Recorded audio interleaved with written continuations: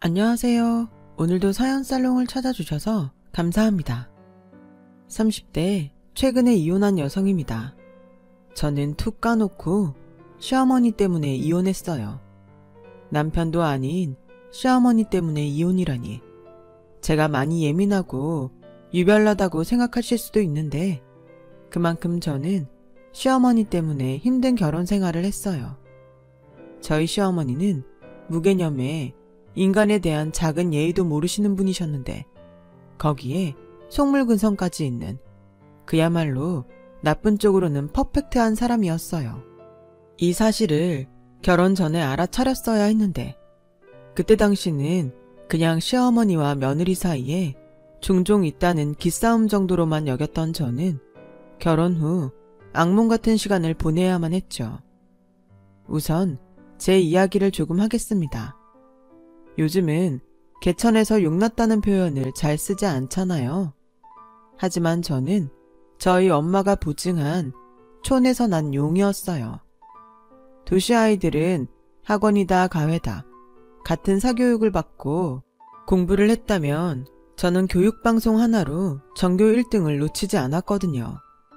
지금은 이걸 아주 자랑스럽게 이야기하지만 솔직히 저는 어릴 때 달리 할 일이 없어서 교육 채널을 봤어요.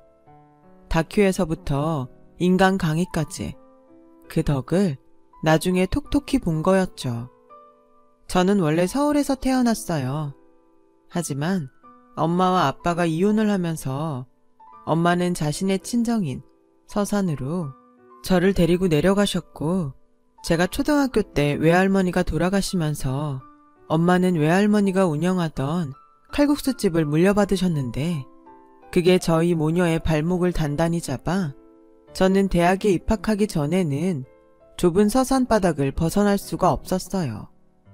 물론 어린 마음에 답답하고 불만도 많았지만 그걸 다 표현하기에는 철이 빨리 들어 엄마가 고생하는 게 뻔히 보였고 그저 공부라도 열심히 해서 서울로 간다면 엄마도 좋은 마음으로 저를 보내줄 거라는 생각에 밥 먹고 자는 시간 빼고 공부만 했어요. 친구를 사귀면 공부할 시간을 뺏길 테니 친구도 사귈 생각도 없었고 그저 좋은 대학에 들어가 성공하고 싶다는 생각만 주문처럼 머릿속에 떠올리며 살았던 것 같아요. 그리고 간절히 바라면 이루어진다고 저는 서울대에 떡 하고 붙었습니다.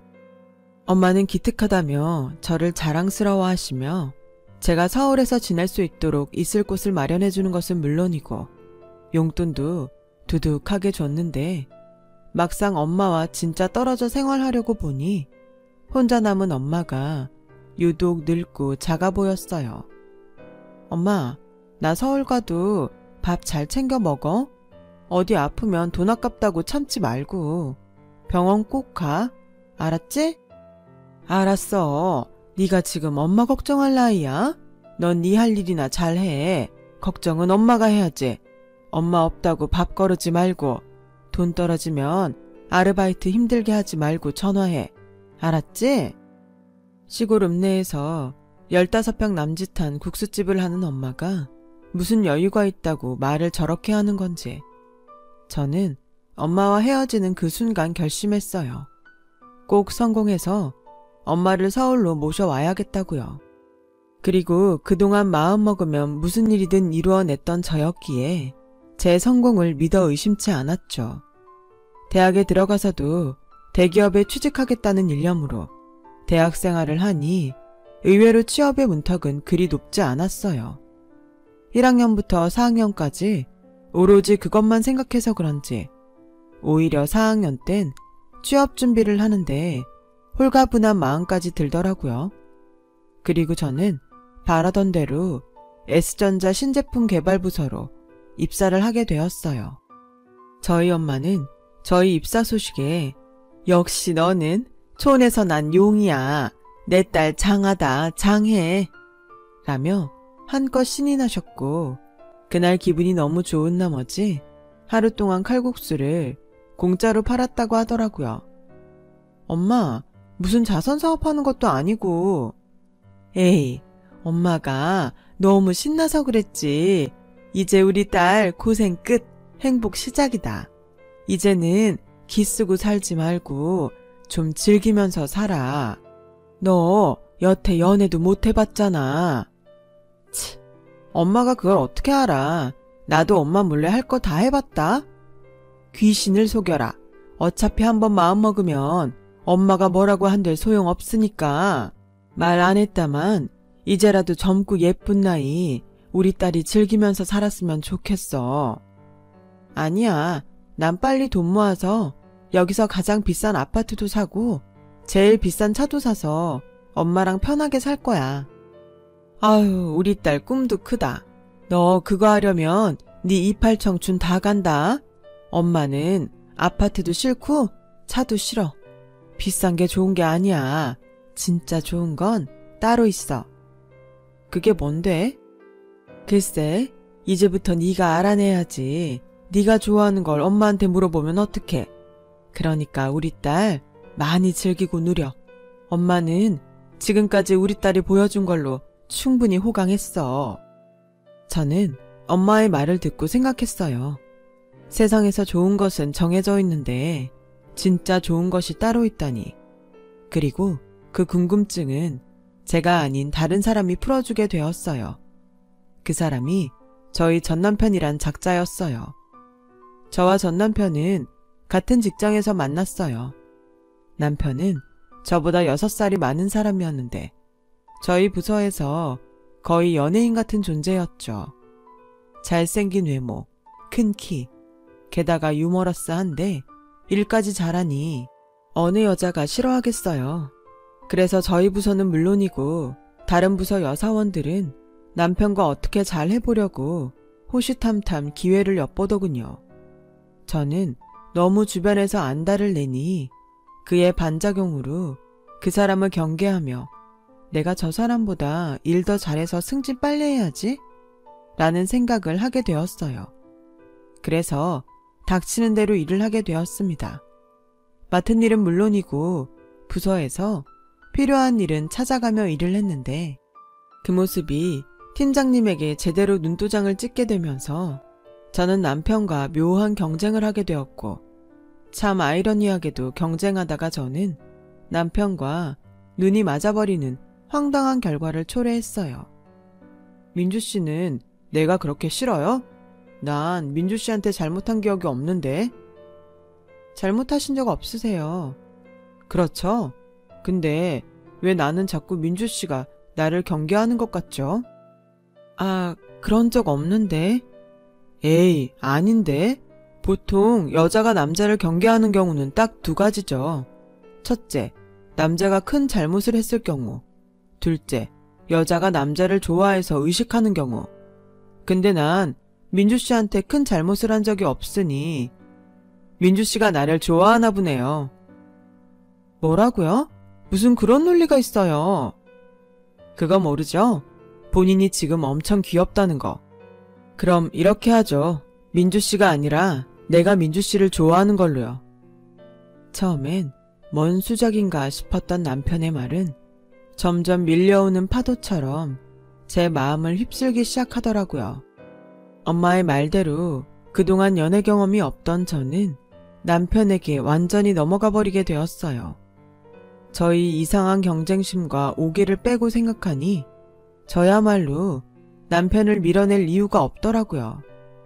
그래서 남편의 호의를 받아들였고 저희는 사내에서 약 2년간 비밀 연애를 하며 사랑을 키워갔는데 남편이 저보다 입사 선배이고 일을 잘하다 보니 자연스럽게 저는 동기들에 비해 훨씬 좋은 실적을 쌓을 수 있었어요. 그리고 그 결과 제가 동기들 중에서 승진이 가장 빨랐어요. 남편이 저에게 슬쩍 결혼 이야기를 꺼내더군요. 우리 만난 시간이 그리 길지는 않았지만 난 자기랑 결혼하고 싶어. 우리는 결혼해도 진짜 잘 살 거야. 서로 비슷한 구석이 많으니까. 나도 그렇게 생각해. 근데 결혼은 신중해야지. 우리 조금 더 만나보고 결정하자. 난 아직 일도 더 하고 싶고. 우리 엄마한테도 더 잘하고 싶거든. 결혼해서 나랑 같이 하면 되지. 다른 직장도 아니고 결혼했다고 왜 회사를 관둬? 아깝게. 결혼만 할 뿐 달라지는 건 하나도 없어. 오히려 더 좋지? 나 사실 집에도 자기 만난다고 이미 얘기도 했어. 우리 엄마 자기 엄청 보고 싶어 해. 뭐? 벌써 얘기했어? 난 아직인데. 자기는 나랑 결혼할 생각이 없구나. 알겠어. 내가 너무 혼자 김칫국 마셨네. 부담 줘서 미안하다. 아니야. 결혼할 생각이 없는 게 아니라 아직은 아니라고 생각했지. 나도 자기 아니면 결혼할 사람 없다고 생각해. 다만 생각보다 자기가 결혼 얘기를 빨리 해서 놀란 거야. 물론 자기 나이로 생각하면 그럴 수 있어. 근데 나는 다르잖아. 나 30 넘었어. 그러니 당연히 사랑하는 여자랑 결혼 생각을 해야지. 나도 자기 아니면 결혼하고 싶은 사람 없어. 우리 결혼하자. 내가 결혼하면 더 잘할게. 자기 어머니한테도 엄청 잘할게. 적극적으로 프로포즈를 해오는 남자에게 흔들렸어요. 그리고 시기상의 문제였을 뿐 결혼을 한다면 저 역시 남편과 하고 싶다고 생각했기에 프로포즈를 받아들였고 곧 남편의 집에 인사를 가게 되었는데요. 거기서부터 저는 고부 갈등 초입기에 들어갔어요. 시어머니의 포스는 정말이지 장난이 아니었어요. 풍채도 있고 목소리도 크시고 말투며 행동 하나하나가 한눈에 여장부라는 느낌이 팍 들었죠. 그래도 뭐 성격이 시원시원하고 뒤끝 있게 하시지 않으면 저랑 아주 잘 맞겠다고 내심 기대도 있었는데요. 몇 마디 대화를 나누다 보니 시어머니와 절대 거리를 좁히지 못할 거라는 예감이 들었어요. 딱 그때 이 빌어먹을 결혼을 그만뒀어야 했는데 그냥 서로 기싸움하는 정도로 여겼던 저는 또 여지없이 시어머니에게 밀리지 않겠다는 마음으로 실수는 물론이고 어떤 틈도 보이지 않겠다고 생각했고 저희 이 판단은 시어머니에게 어디 한번 해보자는 거지? 라는 스위치를 건드리고 말았어요. 두 여자는 겉으로는 웃고 있었지만 속으로는 엄청 치열한 기싸움을 벌이고 있었던 거였죠. 반면 시아버지는 체구도 작으시고 말씀도 부드럽게 하시는 편이었고 시어머니의 포스가 워낙 세다 보니 시아버지는 그런 시어머니 앞에서 어쩐지 기를 펴지 못하는 것처럼 보였어요. 그리고 자리가 자리이니만큼 시어머니는 저희 부모님에 대해 물으셨고 저는 전혀 굽히는 것 없이 이렇게 말씀드렸어요. 어릴 때 부모님이 이혼을 하셔서 저는 엄마와 둘이 살았고요. 엄마는 서산에서 칼국수집을 운영하고 계세요. 어머, 그럼 아버지가 안 계시는 거야? 네. 뭐 문제라도 있었니? 도박을 했다든지 아니면 여자 문제? 그런 것도 아니면 혹시 가정폭력 뭐 그런 건 아니었지? 네가 기분 나쁠 수도 있지만 이건 사실 엄청 중요한 일이다. 기분 나쁘지 않습니다. 제가 알기로는 아빠가 친구랑 사람을 너무 좋아해서 집안을 소홀히 하신 걸로 알아요. 아, 그래. 뭐 그 정도면 됐다.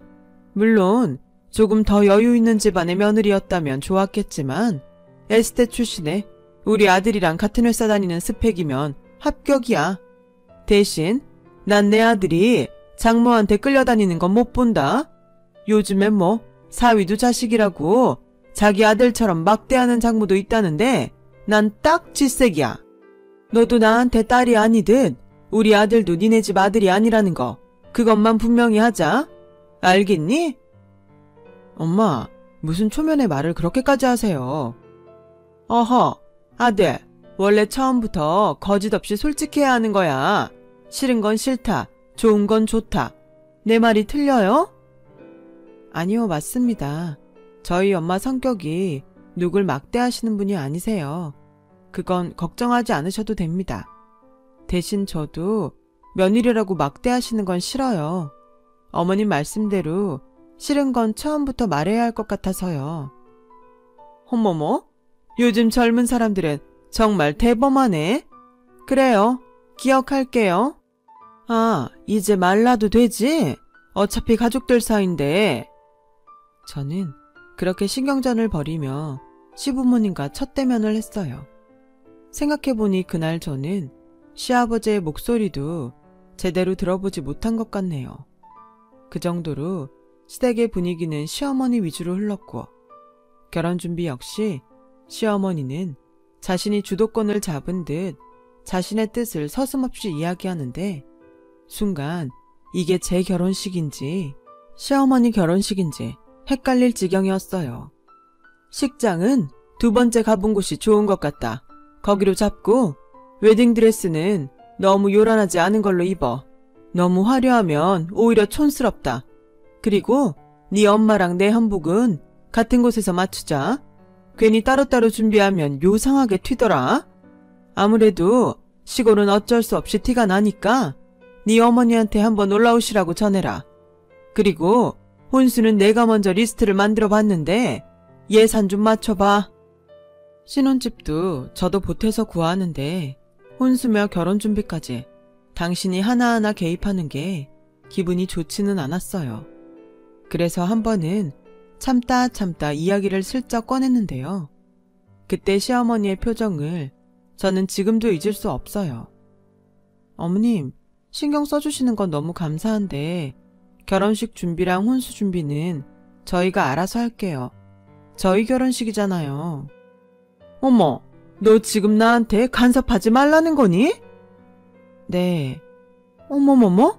너는 아직 시집도 오기 전에 시어머니한테 대드는 거야? 어머님이 처음부터 좋고 싫은 건 이야기하는 거라고 하셨잖아요. 참고는 하는데 결정은 저랑 기영씨가 해야 하는 게 맞는 것 같아서요. 어머님이 비용을 다 내시는 게 아니잖아요. 얘가 지금 뭐라는 거야? 너 솔직한 거랑 되바라진 거는 다르다? 어른한테 할 말 못할 말 구별도 못하니? 어머, 뒷목 땡기네.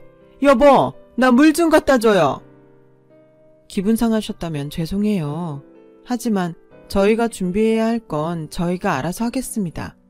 예산 문제도 있고 취향 문제도 있으니까요. 이해해 주세요.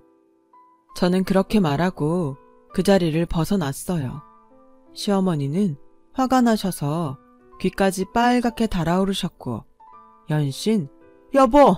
여보!를 외치시는데 뒤통수가 따갑더라고요. 하지만 저는 그때의 제 행동을 후회하지 않아요. 만약 참았다 해도 언제고 터질 것이 분명하니까요. 그렇게 삐딱하게 시작된 저희의 결혼은 초반부터 쉽지 않았죠. 시어머니는 특히나 뒤끝이 정말 길었는데요. 제가 결혼하고 6개월이 넘어갔는데도 저에게는 물론이고 집에 오는 친척들에게 제가 자기한테 초반부터 도전을 했다며 대놓고 저의 험담을 하셨어요. 당연히 기분이 좋을 일은 없었지만 결과적으로 결혼식이며 혼수를 제가 원하는 대로 했기에 어느 정도는 참고 넘기려고 했거든요.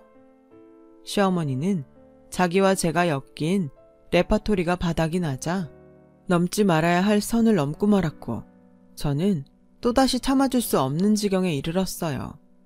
아니, 아무리 시골 바닥에서 칼국수나 팔아도 그렇지 딸 결혼하는데 머리꼴이 그게 뭐냐? 어찌나 촌스럽던지 내가 같이 입장을 하는데 민망해서 죽는 줄 알았어. 한복이야 나랑 같이 맞췄으니까 고급지고 고운데 그 안에 있는 사람이 영 볼품 없으니 그건 그거대로 진짜 별로더라. 시어머니는 분명 아셨을 거예요. 당신의 그 말이 제 귀에 톡톡히 들어가고 있다는 것을요. 그래서 저는 더 화가 났죠. 설사 그런 마음이 있었다 하더라도 제가 들을 수 있는 자리에서 그렇게 말한다는 건 저와 저희 엄마를 무시한다는 걸로 밖에는 받아들일 수 없기에 저 역시 그것에 맞는 행동을 하지 않을 수 없었죠. 저는 거실에서 조금 떨어진 주방에서 과일을 깎고 있었어요. 그래서 제 손엔 과도가 들려 있었고 저는 깎던 사과를 조용히 내려놓고 그 한가운데 과도를 일직선으로 푹 찔러놓은 채 보란듯이 가방을 가지고 시댁을 나왔는데 남편은 물론이고 그곳에 있던 친척들은 저희 그런 행동에 모두 얼음이 되고 말았어요. 그리고 현관문을 쾅 닫고 저는 신혼집으로 와버렸죠. 한두 시간 후 남편이 집에 와서 저를 달래는 건지 화를 돋우는 건지 모를 말을 하기 시작했어요. 자기 화났어? 그래도 그렇지. 다른 친척들도 다 있는데 자기가 그러면 어떡하냐? 뭐라고? 자기 어머니야말로 그렇게 말씀하시면 돼? 입장을 바꿔 생각해봐. 우리 엄마가 이모들 앞에서 자기 어머니랑 자기 흉보면 자긴 참을 수 있어? 난 참을 수 있어. 그냥 말하다 보니까 실수도 하시는 거지. 우리 엄마가 워낙 필터링 없이 말하는 사람이라 그냥 생각나는 대로 말씀하시는 거야. 난 그거 진짜 예의 없는 행동이라고 생각해. 자기가 참을 수 있다고 나까지 참으라고 하지 마. 우리 엄마가 결혼식 준비하면서 빈정이 많이 상했어. 내가 일부러 자기한테 말하지 않았는데 우리 엄마도 풀기는 해야지. 그래서 나보고 자기 어머니 풀릴 때까지 참으라고? 그래, 나한테 서운하신 거 참을 수 있어. 근데 우리 엄마가 뭘 잘못했어? 시골 사람이라 촌스럽다고? 그게 잘못이니? 알았어, 진정해. 우리 엄마도 아차 싶으셨을 거야. 그래도 우리 엄마 체면도 있는데 자기가 잘못했다고 말씀드리면 안 되겠어? 우리 엄마 지금 완전히 들어 누우셨어. 잘못은 지금 누가 했는데 나한테 지금 그게 할 소리야? 자기 이러려고 나한테 결혼하자고 했니? 중간에서 나도 좀 살자.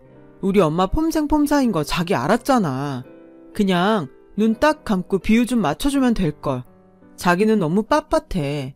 그러니까 엄마가 자기 기껏 끄려고 계속 그러시는 거야. 됐어, 그만해. 계속하면 나 이 결혼 후회할 것 같거든. 내가 뭐 많은 걸 바래? 그냥 예의 있게 살자는 거야. 그게 나빠? 남편은 어지간해서 제가 풀릴 것 같지 않자 입을 닫았어요. 그리고 한숨만 푹푹 쉬는데 그 모습을 보니 짜증이 나더라고요. 솔직히 시어머니는 당신 입으로 아니라고 했지만 은근 잘난 아들을 등에 업고 저에게 잘난 척을 하셨어요. 당신 아들 정도면 부잣집에서 탐내하는 사위라고. 그런 집에 장가를 갔으면 집이고 차고 몽땅 해주겠다고 할 텐데 없는 집 딸과 결혼하는 바람에 전셋집에서 살게 됐다며 그렇게 저를 돌려까셨거든요. 물론 그 말을 들을 때도 저는 가만히 있지는 않았어요. 어머님, 그렇게 따지면 저도 부잣집에서 탐내는 며느리예요. 제가 기영씨보다 더 좋은 대학 나온 건 아시죠? 시어머니는 번번이 자기한테 따져대는 제가 당연히 별로였을 거예요. 하지만 그 소리를 듣고 그냥 참는 건 제가 용납이 되지 않았고 서울과 지방이라는 차이 빼고는 두 집안이 비슷비슷한데 자꾸만 우위를 따지려는 시어머니를 볼 때면 저도 그냥은 넘어가지 못하겠더라고요. 이쯤이면 저도 시어머니도 서로 잘 지낼 수 있다는 기대는 없었어요. 저는 맹세코 아니었지만 시어머니는 제 길을 꺾어놓겠다는 생각이 점점 강해지셨고 제 눈엔 뻔히 보이는데 시어머니는 아닌 척하며 일부러 저를 골탕 먹이려 하시더라고요.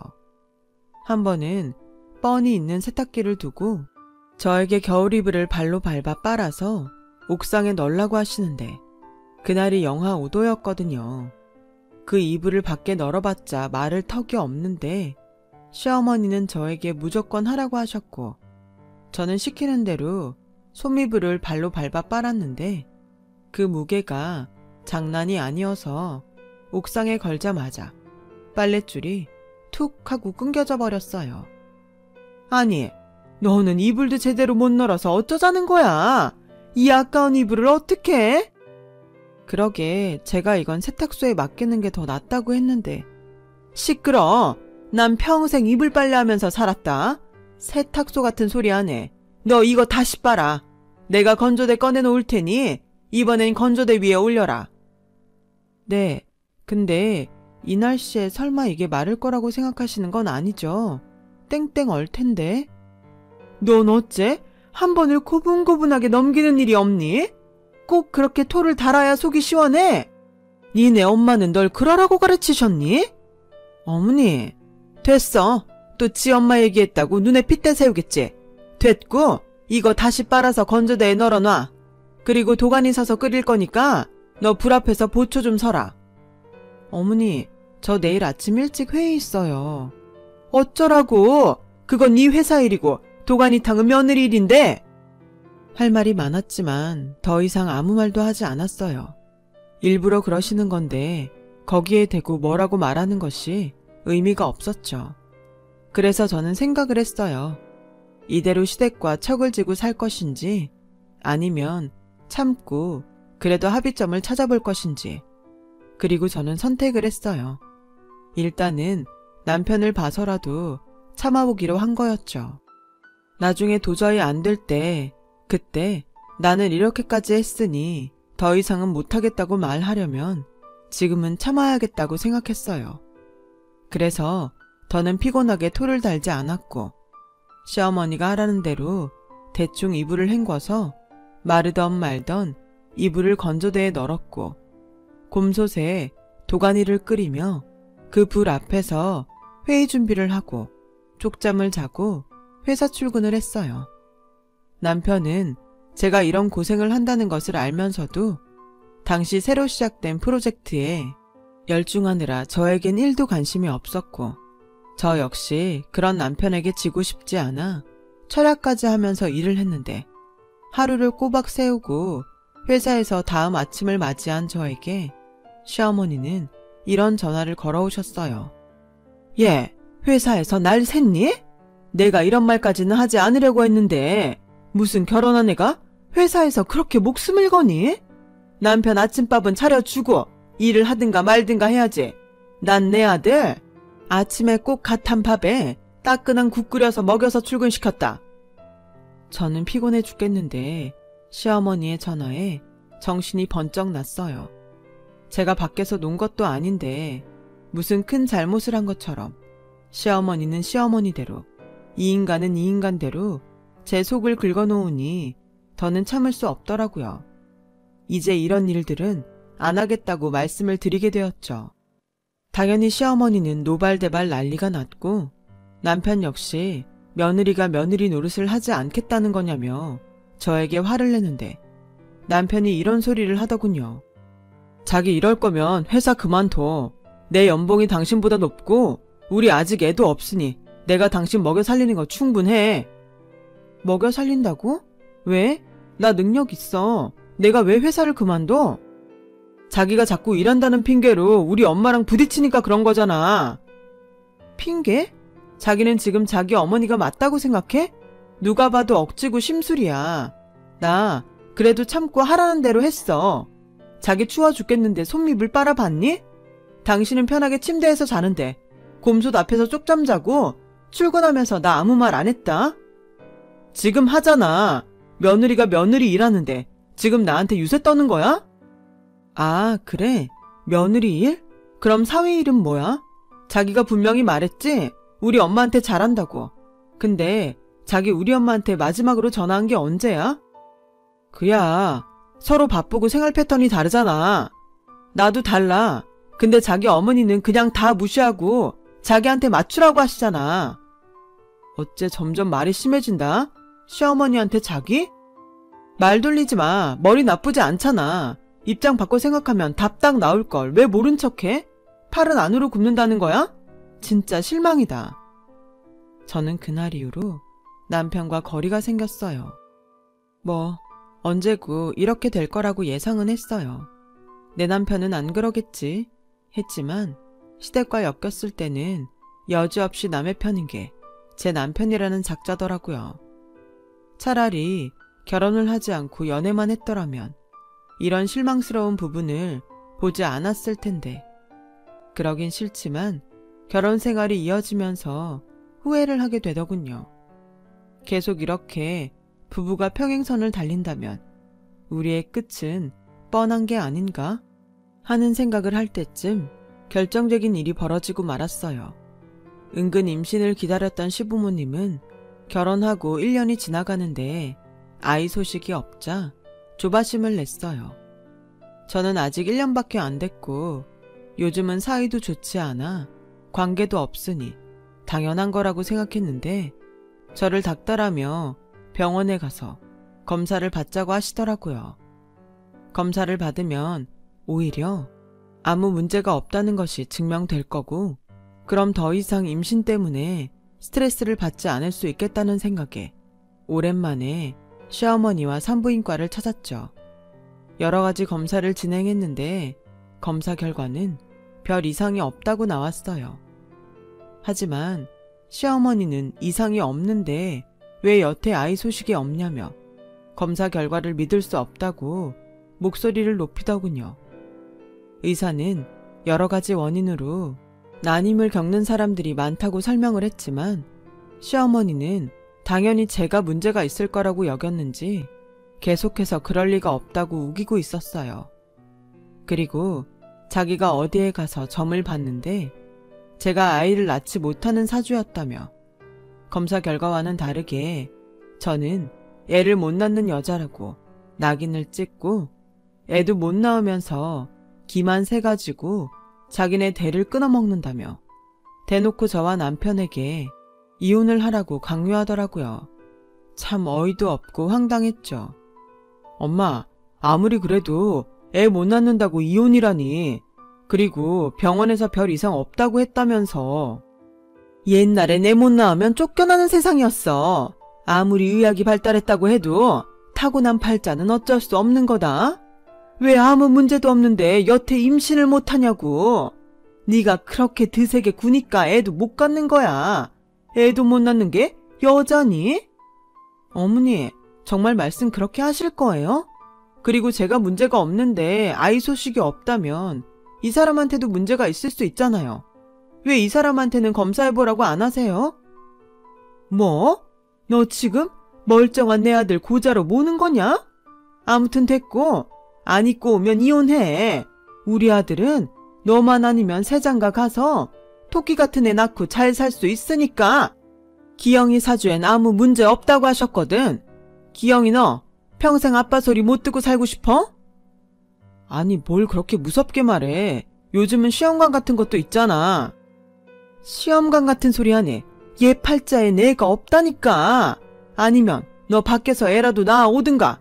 너 우리 애가 밖에서 애 낳아와도 할 말 없는 거 알지? 이혼하기 싫으면 그렇게라도 살든가. 저는 더 이상 그 말을 듣고 싶지 않아서 그냥 이혼을 하겠다고 말하고 시댁을 나왔어요. 그러자 남편은 그날도 자기 어머니가 놀라 그런 거라며 며칠 조용히 있다가 잘못했다고 빌라는데 정말 오만정이 떨어지더라고요. 그런데 이 인간이 누가 자기 엄마 아들 아니랄까봐 저에게 쐐기 박는 말을 하는 거예요. 오히려 그 말을 듣고 저는 한 톨의 미련도 없이 마음이 저절로 정리가 돼버렸어요. 자기 똑똑한 사람이니까 잘 생각해봐. 당신 이대로 나랑 이혼하면 장모님은 기분이 어떠실 것 같아? 자기 장모님 끔찍하게 생각하잖아. 딸이 돼서 엄마 가슴에 대못을 박으면 쓰겠어? 그냥 참고 살아. 난 뭐 엄마가 말한 대로 밖에서 애 낳을 마음은 없지만 그래도 노력은 해보자. 무슨 방법이 있겠지. 응? 비겁하다. 그래서 뭐 우리 엄마 생각해서 이런 부당한 대우에도 찍소리하지 말고 살라고? 그게 우리 엄마를 위하는 거라고? 솔직히 까놓고 내가 당신 사랑해서 결혼했지. 당신 집 볼 거 있냐? 볼 거 없는 집 딸이 애도 못 갖는데 아무리 S대에 대기업에 다닌다고 해도 누가 좋아하겠어. 그냥 성질 죽이고 내 옆에 있어. 난 그래도 당신 버릴 생각은 없다니까. 정말 쌍으로 논다는 그 말이 이 순간 그렇게 들어맞을 수가 없었어요. 저는 마치 선심을 쓰겠다는 듯 말하는 남편에게 됐다고?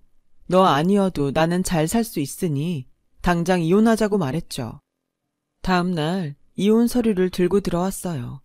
그리고 어차피 신혼집 구할 때 제가 보탰던 돈은 결혼하고 모으던 통장에서 뺐습니다. 그리고 간단히 짐을 싸서 나왔어요. 제가 장만했던 혼수들은 모두 중고 사이트에 올려 정리를 하는데 생각보다 물건이 금방금방 팔리더군요. 저는 일부러 중고 거래를 한 날짜에 모두 맞췄고 제가 워낙 저렴한 가격에 내놔서 사람들은 제 시간에 모두 맞춰져서 신혼집은 그야말로 하루 만에 텅텅 비게 되었어요. 당신 미쳤니? 우리 아직 이혼 안 했어. 내가 아직 도장 안 찍었다고. 누구 맘대로 짐을 빼. 다시 안 갖다 놔? 다시 갖다 놓으라고? 내가 왜? 내 돈으로 산 물건들인데. 그리고 도장 안 찍은 건 당신이지. 난 이미 도장도 찍었고 당신이랑 살 마음도 없어. 당신이 바라는 대로 좋은 집에 새 장가 가. 그 여자는 과연 개념 없는 당신 어머니 감당할 수 있을까? 아무튼 이혼 서류에 도장이나 빨리 찍어. 아님 나 소송한다. 저는 짐이 빠져 놀란 남편의 전화에 한바탕 하고 전화를 끊었어요. 그리고 쓸 수 있는 월차를 모두 긁어 휴가를 내고 서산 친정에 내려갔는데 가게에서 일하는 엄마의 모습을 보는 순간 참았던 눈물이 왈칵 쏟아졌어요. 성공해서 엄마를 모셔오겠다고 큰 소리 쳐놓고 이 모양 이 꼴이 된 제가 그렇게 한심할 수가 없었죠. 하지만 엄마는 제 등을 쓸어주며 무조건 괜찮다고 해주시더라고요. 제가 이혼을 하게 됐다는 말을 하자 엄마는 잠시 생각을 하더니 이렇게 말씀하셨어요. 그동안 말도 못하고 얼마나 힘들었어. 힘들면 힘들다고 엄마한테 말을 하지. 그럼 엄마가 당장이라도 올라가서 그 집구석 엎어버렸을 텐데. 엄마가 무슨? 평생 화도 제대로 못 내고 살았으면서. 너? 엄마가 너보다 이혼 선배다? 어떤 여자가 이혼하면서 화도 안 내고 이혼을 하니? 그리고 네가 내 딸인데 네 성질만 봐도 알지. 엄마가 안 해서 그렇지? 내가 너보다 더하면 더했지. 덜하지 않다. 당장 그 자식한테 이혼 서류에 도장 안 찍으면 소송한다고 해. 이럴수록 속전속결로 끝내야 하는 거야. 저는 의외의 엄마의 말에 눈물도 쏙 들어갔어요. 엄마에게 미안하고 볼 면목이 없다고 생각했는데 오히려 엄마의 말을 들으니 위안은 물론이고 다시 잘 살 수 있다는 용기가 생겨나는 것 같았어요. 그래서 저는 엄마가 시키는 대로 남편에게 으름장을 놨고 다음날 시어머니가 엄마가 일하는 가게로 왔더군요. 마침 가게에서 엄마를 돕던 저는 반갑지 않은 손님에 눈살을 찌푸렸죠. 그러는 사이 시어머니는 엄마의 가게를 기분 나쁜 얼굴로 훑어보고 이렇게 말씀하셨어요. 이런 구질구질한 곳에서 어떻게 장사를 하지? 아무리 시골 바닥이라고 하지만 정말 별로네. 저는 여기까지 쫓아와서 왜 저러는지 화가 나더라고요. 당장 가게에서 내쫓으려 했어요. 그런데 저희 엄마가 저보다 먼저 시어머니 앞에 나섰어요. 그날 저는 살다 저희 엄마의 그런 면을 처음 보게 되었어요. 여기까지 왜 오셨는지 모르겠지만 용건만 말하고 돌아가세요. 용건이요? 저는 애들 이혼 찬성입니다.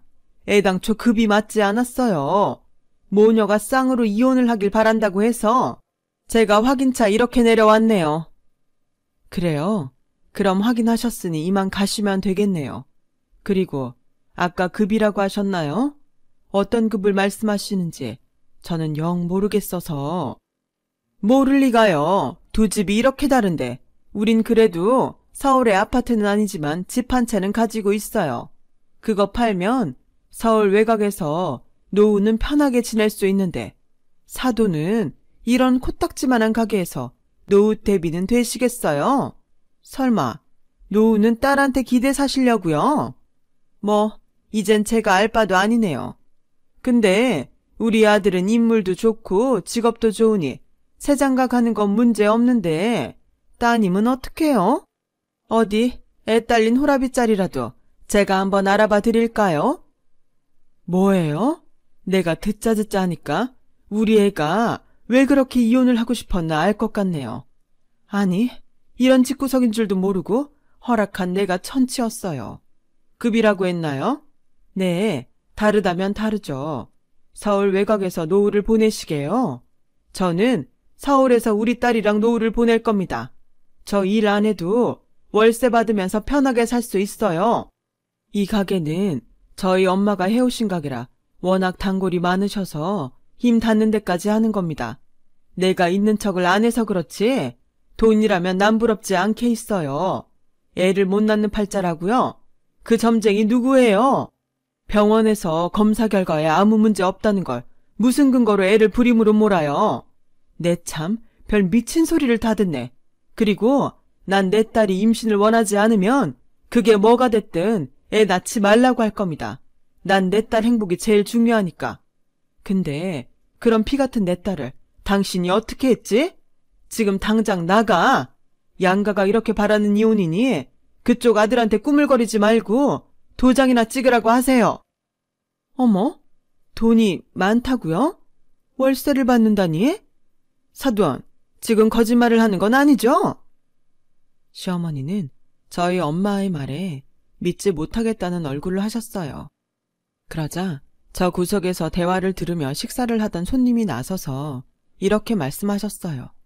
거기 아줌마, 이분 여기 동네에서 제일 부자예요. 여기 건물도 여기 주인분 건데 아줌마 지금 자기 발로 복을 뻥 하고 차셨네. 정말인가요? 예, 너 이게 사실이야?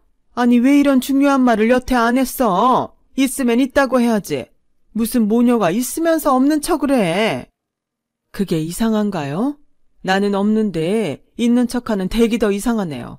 당장 꺼져요. 소금 한 바가지 뿌리고 싶은 거 용케 참고 있으니까. 아니 사돈, 우리 이야기를 좀 다시 처음부터 해보면 어떨까요? 아직 애들이 갈라선 것도 아니고. 민주야, 소금 가져와라. 아주 바가지에 가득 담아와. 사돈, 제가 잘못했습니다.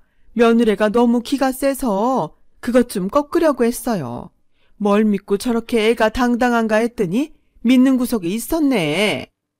네, 우리 딸 뒤에는 내가 있어요. 그래서 당신 같은 시어머니, 당신 같은 아들 사위 내가 못 봅니다. 아니 안 봅니다. 사돈, 그러지 마시고 기회를 한 번만 더 주세요. 그럼 제가 따님을 제 딸처럼 받들고 살게요. 제가 점쟁이 말에 잠시 미쳤었나 봅니다. 시어머니는 급기야 저희 엄마의 옷자락을 잡으셨어요. 그러자 저희 엄마는 제가 가지고 온 소금 바가지를 시어머니에게 쏟아버리셨고 소금을 뒤집어 쓴 시어머니는 놀라서 그 자리에서 얼음이 되었죠. 금세 이 모습을 보겠다고 사람들이 모여든 탓에 시어머니는 그야말로 개망신을 당하고 도망치듯 가게를 빠져나갔어요.